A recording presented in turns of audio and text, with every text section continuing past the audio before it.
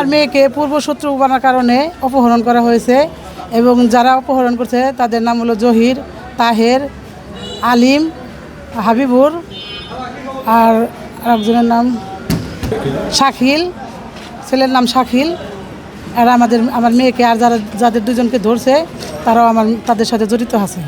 Cantonment public স্কুলের সামনে থেকে আমার মেয়ের স্কুল ছুটি হয়েছে, বের হওয়ার পরে আমার মেয়ের অপহরণ করছে।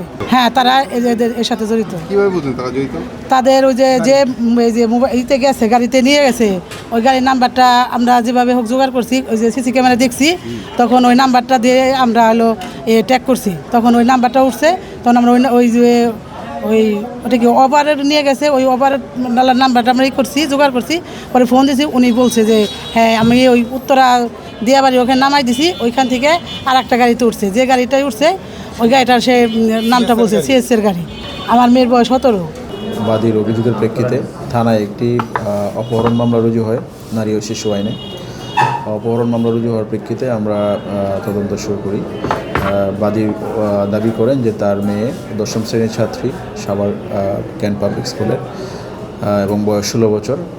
তাকে শাকিল সহ অজ্ঞাতনামা কিছু ব্যক্তি অপহরণ করে সেই অভিযোগের প্রেক্ষিতে মামলা রুজু হয়। মামলা রুজুর পরে আমরা সন্দিগ্ধ আসামি হিসেবে দুজনকে গ্রেপ্তার করি। একজনের নাম তৌহিদুল ইসলাম সানভি, আরেকজনের নাম নাজিম। তাদেরকে জিজ্ঞাসাবাদ শেষে আমরা বিজ্ঞ আদালতে প্রেরণ করেছি।